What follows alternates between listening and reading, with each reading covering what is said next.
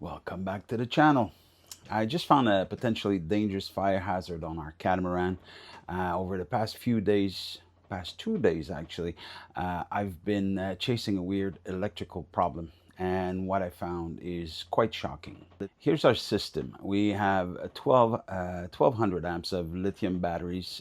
We have 2,250 watts of solar, and we have 3 MPPT controllers. We also have the Victron BMV 712 monitor.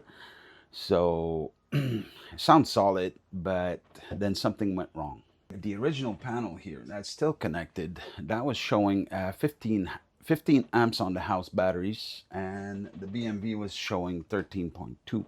I took the measurement directly at the batteries, and they were also reading 13.2. Meanwhile, you had the electric winch, everything electric, 12 volt on the boat was acting up. The electric winch was not working. The 120 volt inverter was giving a high voltage alarm and cutting off, so could tell that something was seriously wrong. Next, I checked the voltage with the voltmeter directly on the MPPT controller on the battery side, and that was actually reading 16.2. So a very high voltage, so there was a big loss somewhere. The batteries were still reading 13.2, and the BMV was also reading 13.2. So next step, I turned everything off. Basically, turned off all the MPPT controllers, and once those were off, I had no more 12 volt on the boat at all.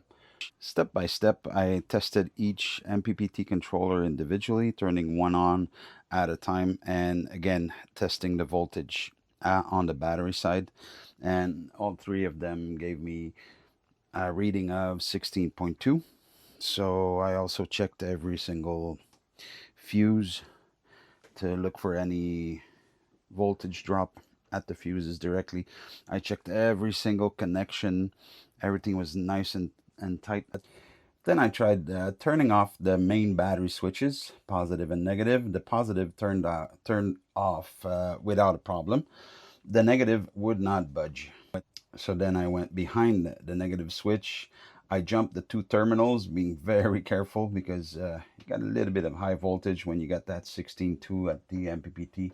So being very careful, I jumped both terminals on the negative switch, and the voltage dropped immediately at the MPPT controller's battery terminal.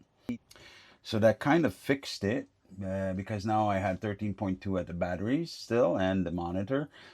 At the MPPT controller, I had gone down to 14 volts, but there was still some power loss. I still had like 0.8 of power loss. Going through all the wires, what I noticed is that the MPPT positive and negative were connected on the switch side and not on the battery side of these switches. So obviously some loss was going on there. So I switched everything to the main battery cable. So most of the loss was gone by then. So now under a clear blue sky, the numbers on the old monitor match the new BMV. So, and the loss is minimal. So if I measure straight at the MPPT controller, I have a 0.02 volt drop, which is really not that bad considering there's a few switches and there's always like power loss on the size of the wires and the breakers. So fixing the problem is one thing, but also finding out the reason why it happened. In this case, well, I opened up the switch, and the first thing I noticed is how melted it is on the inside. So positive side had no issues. It was turning fine, and there's also no plastic burning smell. This one doesn't smell anymore because that was yesterday and the smell is all gone, but when I took it apart and it had just been connected, the first thing I noticed is the smell. It smells like burnt plastic. That's when I decided to replace the positive one too, because the thing is, I was talking actually to friends of mine who also checked. They were trying to see what's the rating on these switches for continuous voltage, because now, you know, with solar, we have tons of solar. We're charging all the time. So what's the continuous rating voltage for these switches? And we can't find anything on them.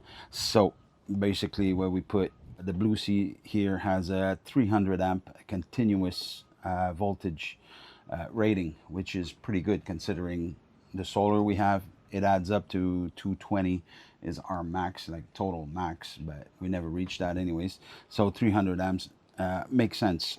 If your boat has any electrical issues, check these switches. What you want to do is check the voltage, if there's any voltage drop between these two terminals.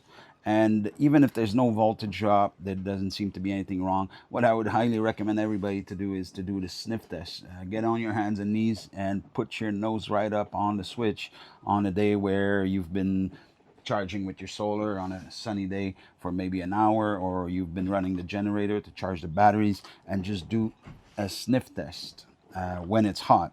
So if you smell any kind of burnt plastic, you should replace the switch. There's no doubt about it.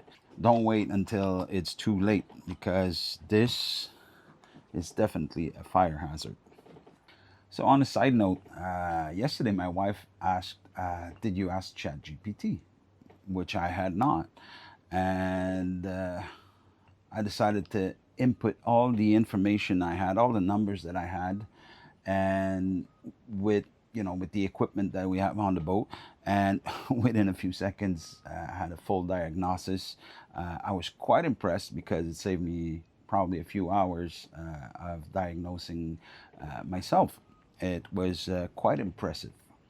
That's the story of how a hidden electrical problem almost became a disaster on our boat, and how careful diagnosing and a little help from AI practically saved the day.